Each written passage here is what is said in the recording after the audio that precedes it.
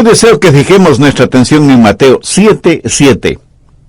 Es una de las más extraordinarias promesas de la Biblia porque nos dice cómo lograr que nuestras oraciones sean contestadas. Llegará el tiempo, y a lo mejor ya está aquí, cuando lo más importante para usted y para mí sobre esta tierra será el que Dios conteste nuestras oraciones. Si usted no puede creer estas palabras de Jesús, tampoco tiene el derecho de creer que es salvo, porque la misma Biblia que promete salvación promete que nuestras oraciones serán contestadas. Y si usted no cree una promesa, ¿cómo puede creer otra? En Mateo 7:7 Jesús dijo: pedid, y se os dará; buscad, y hallaréis; llamad, y se os abrirá. Ahora, note la explicación lógica que da Jesús desde el verso 8, porque todo aquel que pide recibe, y el que busca halla, y al que llama se le abrirá. ¿Qué hombre hay de vosotros que si su hijo le pide pan, le dará una piedra? ¿O si le pide un pescado, le dará una serpiente? Pues si vosotros, siendo malos, sabéis dar buenas dádivas a vuestros hijos, ¿cuánto más vuestro Padre que está en los cielos dará buenas cosas a los que le pidan? Cuando yo era solo un muchachito, el doctor Roy Ángel era un muy conocido pastor en Miami, en la Florida, y una de las cosas que él hacía en sus predicaciones era contar historias. Usaba en forma excelente ilustraciones en sus mensajes, y alguna vez contó de un joven pastorcito cuidando sus ovejas.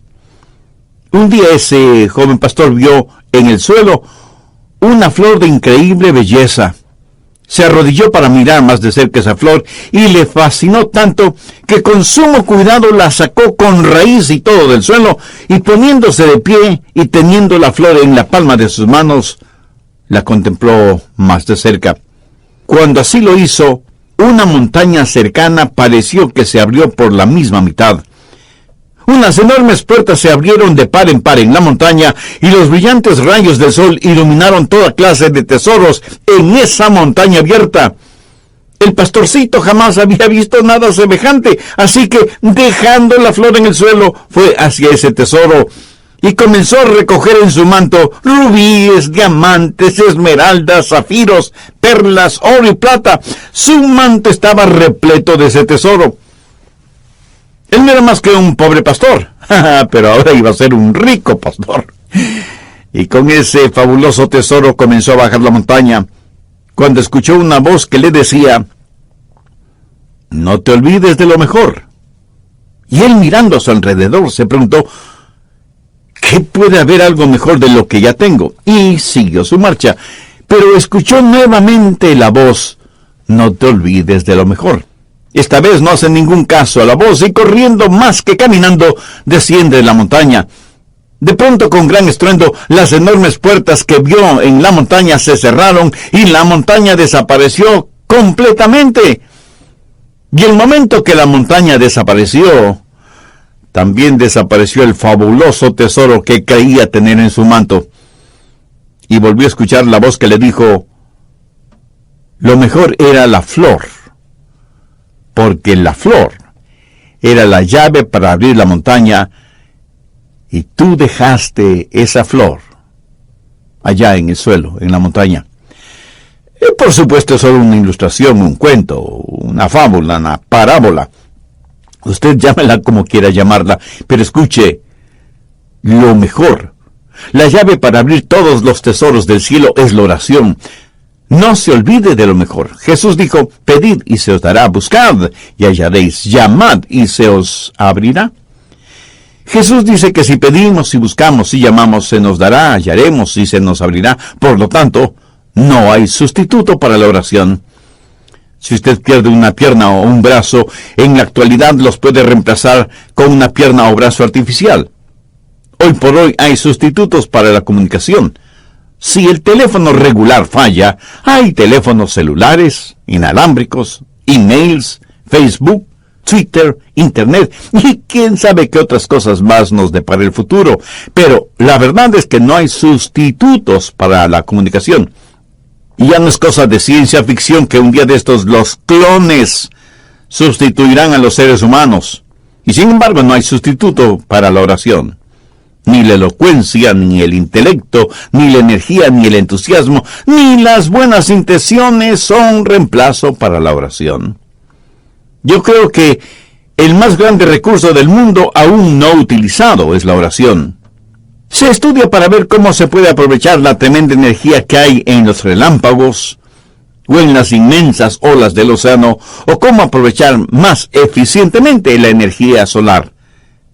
Pero la más grande fuente de energía, aún totalmente desconocida por los seres humanos, es la oración ferviente. Y somos unos necios que estamos ignorando esa energía. ¿Por qué la pobreza de muchos cristianos? ¿Por qué la falta de poder en la vida de muchos creyentes? Una sola respuesta: vidas sin oración. Si algún fracaso tenemos en nuestra vida, es el fracaso en nuestra vida de oración.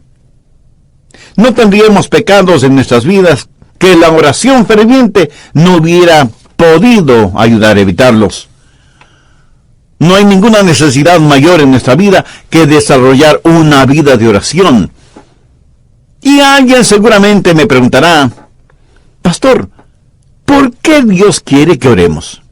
Usted mismo ya nos ha enseñado que el Padre conoce todas nuestras necesidades, aún antes de que nosotros las mencionemos. ¿Por qué pedirle a Dios que haga lo que Él ya ha determinado hacer? Mi amigo, esas son muy buenas preguntas. ¿Por qué? ¿Por qué debemos orar? Escúcheme, cuando oramos, no oramos para informarle a Dios de ciertas cosas. Él las sabe. Tampoco oramos para darle instrucciones a Dios. Cuando oramos, estamos invitando a Dios a conversar con nosotros. ¿Qué quiero decir con esto? Verá, Dios quiere hacer realidad ciertas cosas en nosotros. Y quiere hacer ciertas cosas por medio de nosotros. Y quiere hacer esas cosas si es que nosotros se las pedimos en oración. ¿Por qué Dios nos pide que oremos?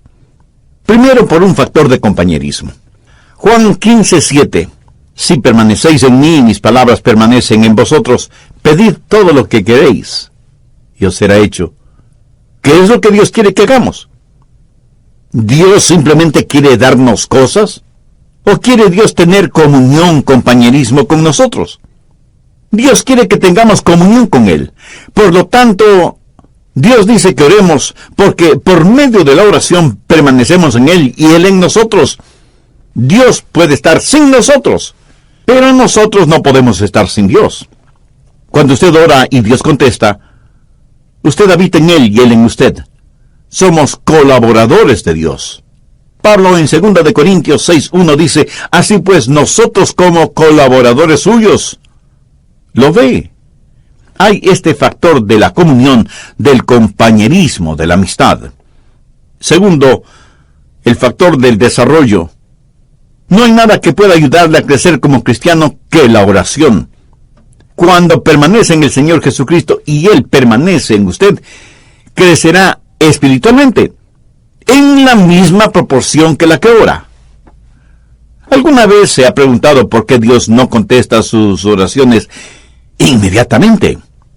Sencillamente porque Él quiere que usted crezca un poquito más cada día. José es un joven que está tratando de tener una cita con Rosita, así que le invita para que salgan juntos. Ella lo mira unos instantes y piensa: no tiene buenos modales, no es gentil, tiene mal aliento, no se viste adecuadamente, tiene las uñas sucias y sus zapatos están viejos y sucios. Así que Rosita le dice a José: no puedo salir contigo, estoy muy ocupada. Y entonces él piensa: ¿por qué no querrás salir conmigo? ¿Qué podré hacer?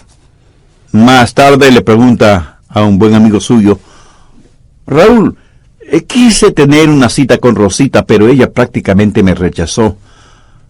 ¿Tienes tú una idea de por qué? Y Raúl, como buen amigo, le dice: ¿quieres que sea completamente honesto con mi respuesta? Por supuesto que sí. Y Raúl, después de respirar profundamente, le dice: mira, José, tienes mal aliento. ¿Cómo que yo tengo mal aliento? No puede ser. José, estoy siendo honesto contigo. Y José va y compra un agradable enjuague bucal, usa una pasta dentífrica que refresca el aliento, y después de algunos días vuelve a invitar a Rosita, y Rosita vuelve a decirle que no. Otra vez va a consultar con Raúl, y Raúl le dice, pero mira la manera en que estás vestido. No tienes un espejo. Tu camisa está más que sucia, hueles muy mal, parece que no usas nada contra el mal olor de tus axilas, y mira tus zapatos, más horribles no pueden ser. Después de un par de semanas, José va nuevamente donde Rosita, pero luce diferente. Su ropa está limpia, está bien afeitado y masculinamente peinado. De su cuerpo se desprende un suave olor, como brisa marina.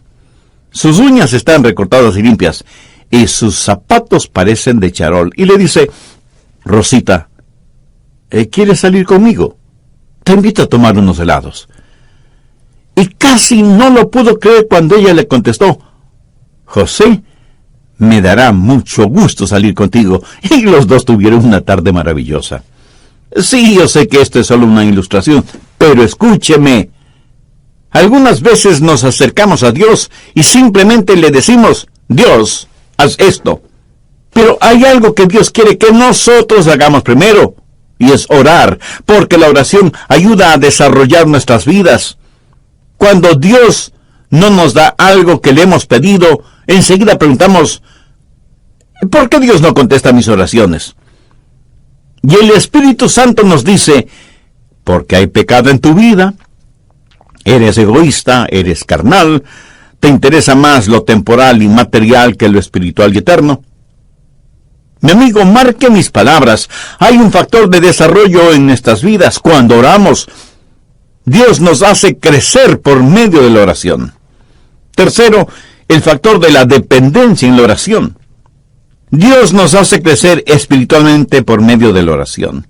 Jesús dijo en Juan 15:5, porque separados de mí, nada podéis hacer. Si Dios contestara nuestras oraciones automáticamente, no habría ningún crecimiento. Pero si nunca tuviéramos que orar, no habría ninguna dependencia. La oración es la forma en que nos fusionamos con Dios. Y esa es una maravillosa promesa. Pedir, buscad, llamad. Pero no solo una promesa que reclamar, sino un proceso a seguir. ¿Alguna vez ha puesto atención a los verbos en este versículo? Pedir, buscar, llamar. Eso es un proceso que va creciendo en intensidad. Pedir para recibir, buscar para encontrar, llamar para que se nos abra. Así, este versículo es una promesa y un proceso. La promesa de que Dios nos escuchará. Enfoquemos este punto. Usted se acerca a Dios y le pide algo. ¿Sabía que el más grande problema en la oración no es la oración no contestada, sino la oración no verbalizada? Muchos ni siquiera llegamos a pedir. Santiago 4:3 dice, pedís y no recibís, porque pedís mal. Pero la oración no verbalizada no solo es una tragedia, sino que es un pecado. El profeta Samuel dijo, lejos sea de mí que peque contra Jehová, cesando de rogar por vosotros. Una y otra vez la Biblia no solo nos invita a orar, sino que nos ordena orar. Busque Lucas 18:1. También les refirió Jesús una parábola sobre la necesidad de orar siempre y no desmayar. Y en Marcos 14:38, Jesús les dijo a los discípulos, velad y orad para que no entréis en tentación. Escúcheme, cada vez que pecamos es porque hemos fracasado en orar como debíamos hacerlo. Y Pablo dice que no debemos estar afanosos por nada, sino que debemos dar gracias por todo. Y que con oración y ruego debemos hacer conocer nuestras peticiones a Dios. La razón por la que estamos tan llenos de preocupaciones y ansiedades es porque no hemos aprendido a orar. Y porque cuando oramos, pedimos lo que queremos y no lo que en verdad necesitamos.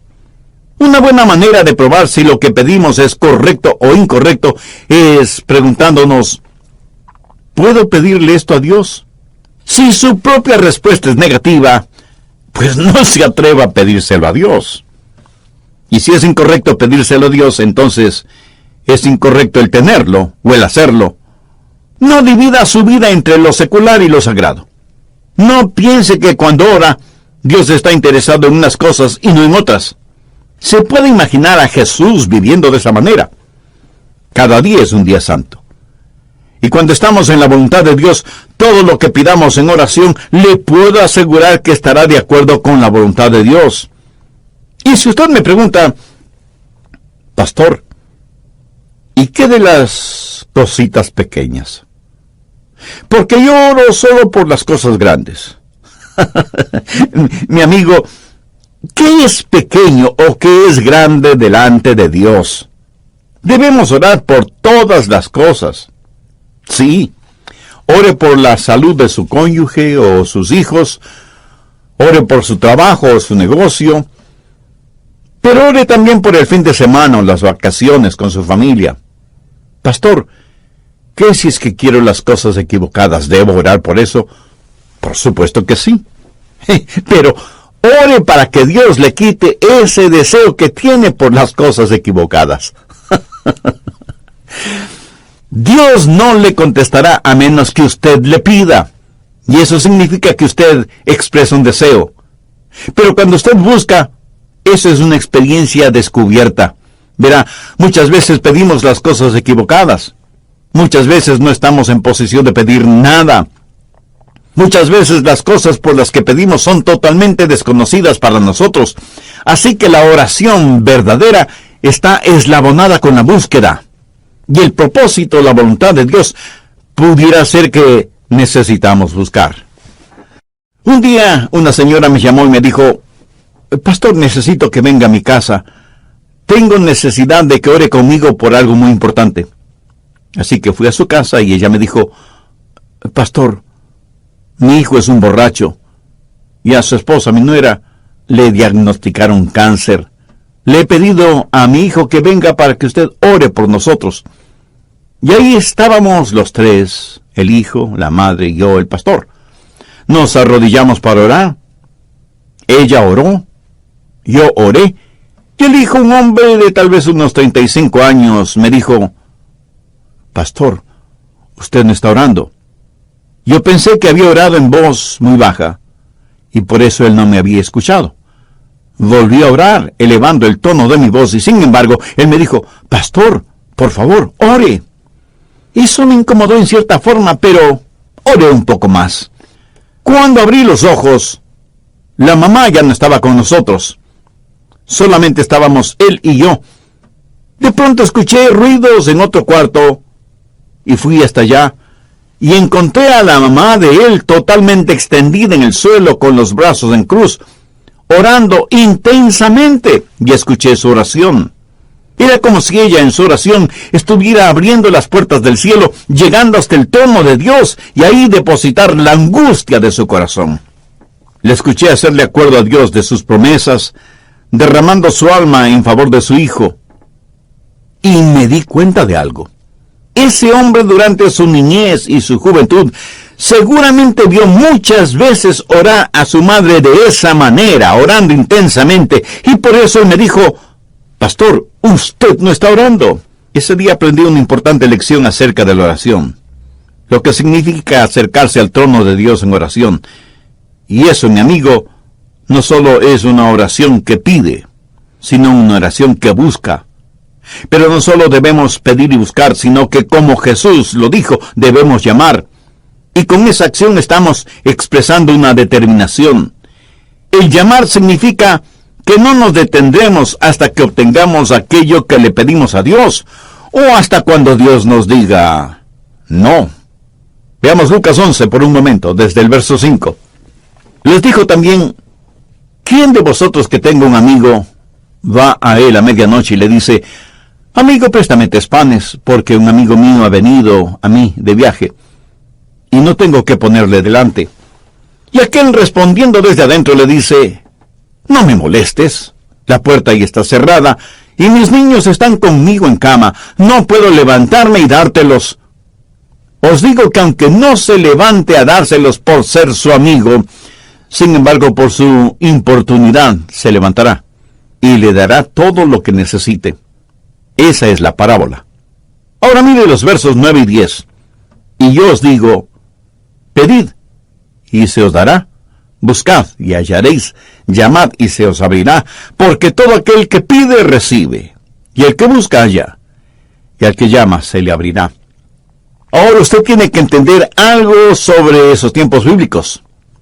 Era totalmente, absolutamente impensable que un amigo viniera a su casa y usted no le brindara hospedaje y alimentación. La hospitalidad es algo sumamente valiosa en el Medio Oriente. Así que un amigo llega a casa de su amigo después de un largo viaje y le dice: Juan, ¿podrías darme albergue esta noche? Y el anfitrión le dice: qué gusto de verte, mi amigo. Por supuesto que puedes quedarte aquí. Siempre eres bienvenido. Pasa, pasa. Mi esposa te preparará algo para comer. Pero la esposa, en voz baja, le dice: pero no tenemos nada que ofrecerle para comer. Y él asimismo en voz baja le dice: no te preocupes, querida, salgo de inmediato a conseguir algo. Y va donde su buen vecino Pedro, aunque ya casi es la medianoche. Golpea varias veces la puerta de la casa de Pedro, hasta que finalmente una voz bastante malhumorada dice: ¿quién es y qué quiere? Pedro, soy Juan, y necesito que me prestes unos pocos panes. Por favor, no me molestes, ¿no sabes qué hora es? Pedro, necesito tu ayuda. Te digo que no me molestes. Ya estoy en la cama con mis hijos. Hagamos un paréntesis. Las casas en esos tiempos eran diferentes a nuestras casas en la actualidad. Por lo general, la parte de abajo, la que para nosotros sería el primer piso, era en verdad un establo.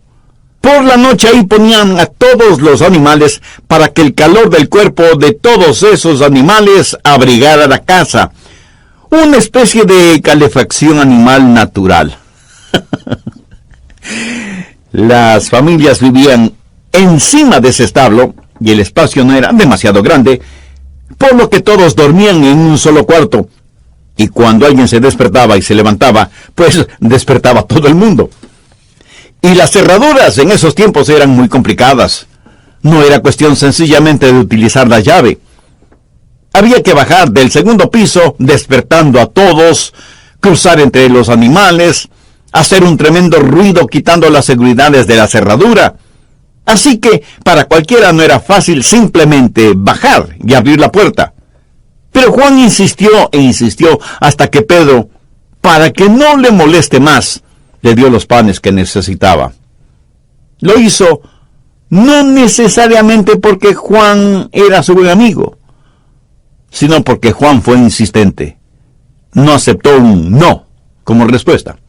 Y de eso está hablando Jesús, de la persistencia en la oración. ¿Cuántos de nosotros oramos de esa manera?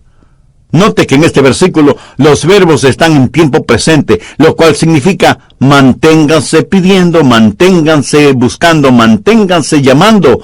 La oración no es una carrera de velocidad, más bien es una larga maratón.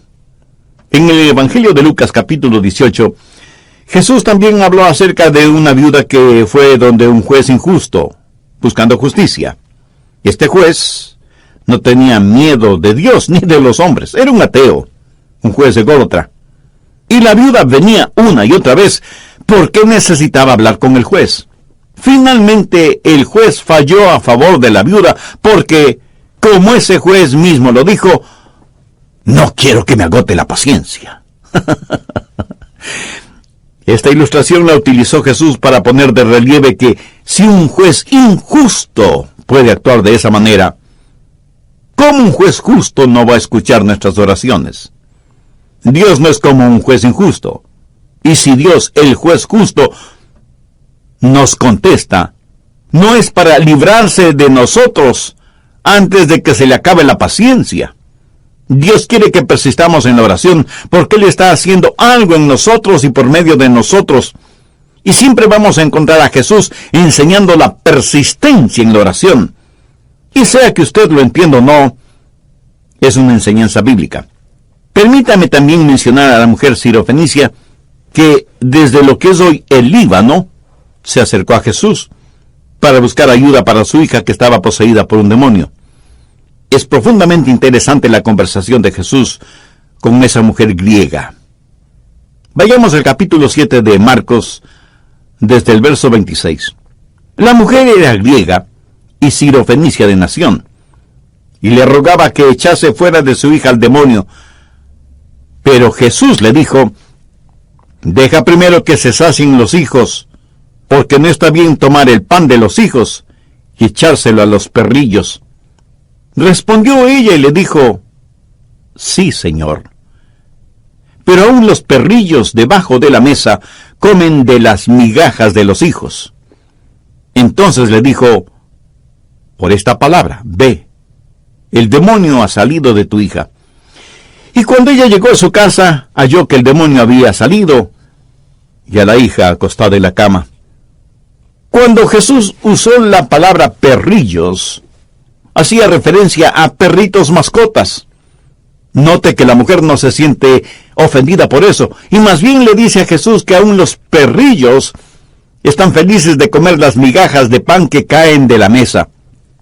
En el original, ella no usa la misma palabra que Jesús utilizó para perrillos. Ella usó una palabra que describe a un perro callejero, flaco y sarnoso. Por eso Jesús se sintió conmovido y le otorgó a la mujer lo que le había pedido. Durante las horas finales de su pasión, Jesús oró a su Padre varias veces.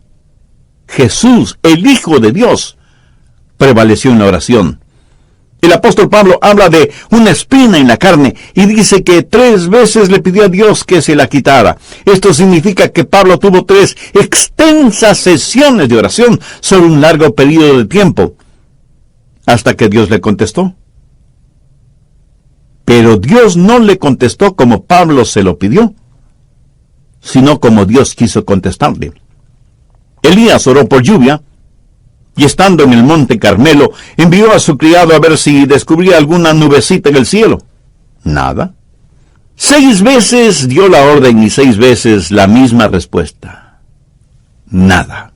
Pero a la 7ª vez el criado vio una nubecita del tamaño del puño de un hombre. Esto es una ilustración de la oración persistente de Elías, quien, juntamente con su criado, comenzó a caminar porque ya se escuchaba el sonido de una abundante lluvia. Ahora, ¿cómo saber cuándo pedir o cuándo dejar de pedir? ¿Cuándo buscar y dejar de hacerlo? ¿Cuándo llamar y dejar de hacerlo? Al respecto, permítame mencionar 3 pasos. Se detiene cuando Dios le da lo que usted ha pedido. A veces las respuestas de Dios son directas. Otras veces son diferentes. Algunas veces Dios demora sus respuestas. Otras veces simplemente las niega. ¿Pero cómo saberlo? Bueno, si Dios le otorga lo que usted ha pedido, ya no hay que seguir pidiendo, ¿no le parece? Pero algunas veces usted ora por algo, y aunque no lo tiene en sus manos, lo tiene en su corazón. Quiero decir, algunas veces Dios le dirá: ya lo tienes, ya lo tienes. Y usted tiene la seguridad de que lo que ha pedido a Dios ahora, ya se lo ha dado. Y usted comienza a alabarle por eso. Y debemos reconocerlo. Algunas veces Dios dice: no. Entonces usted simplemente deja de pedir. Y aunque Dios le haya dicho no, agradézcale. Porque Dios nos da solo cosas buenas. Y si no nos da algo que le hemos pedido, es porque seguramente eso no será bueno para nosotros. Pero usted se mantiene pidiendo hasta que Dios le diga sí, o espera, o definitivamente no. Entonces hay una promesa que reclamar, hay un proceso que seguir y hay una provisión que debemos gozar. Note que el Señor Jesucristo dice por qué y cómo contesta nuestras oraciones. Volvamos a Mateo 7, desde el verso 9, y veamos cómo el Señor ilustra esto. Jesús hace la pregunta: ¿Qué hombre hay de vosotros que si su hijo le pide pan, le dará una piedra?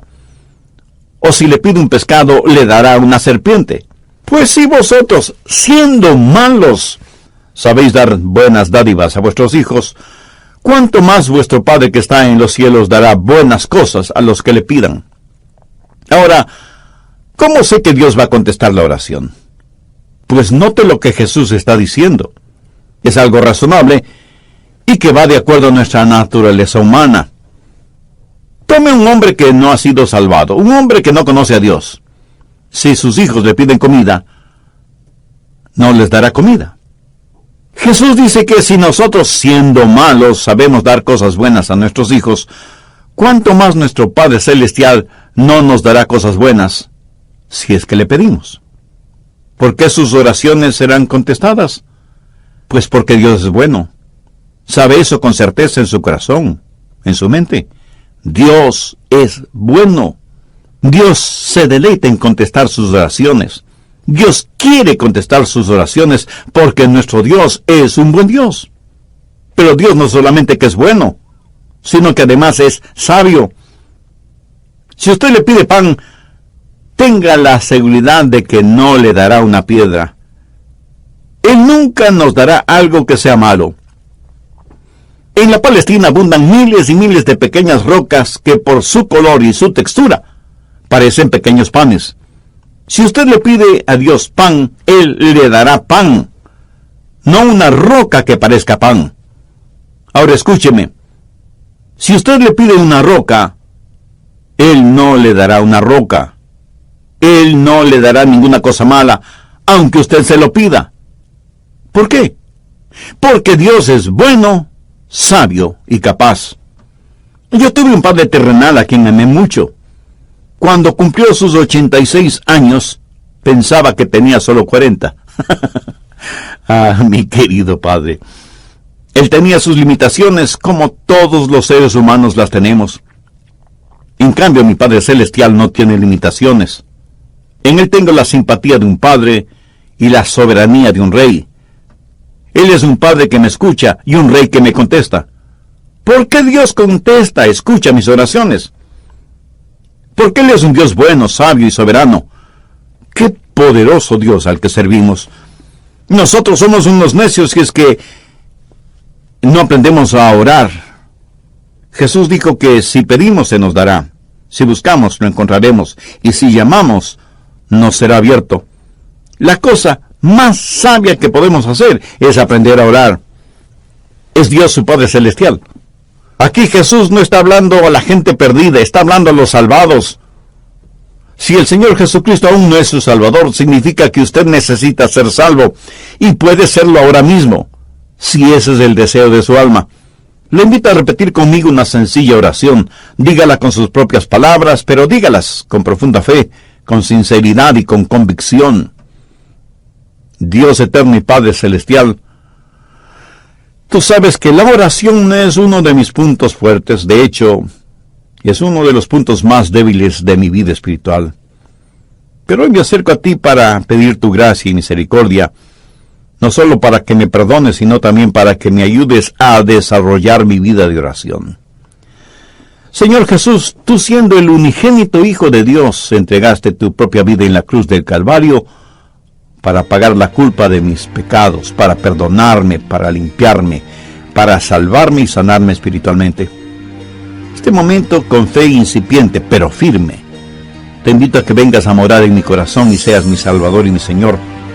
Desde este momento te entrego el control total de mi vida y ruego tu ayuda para ser la clase de persona que tú quieres que sea. Todo esto lo pido con gratitud en tu precioso nombre. Amén.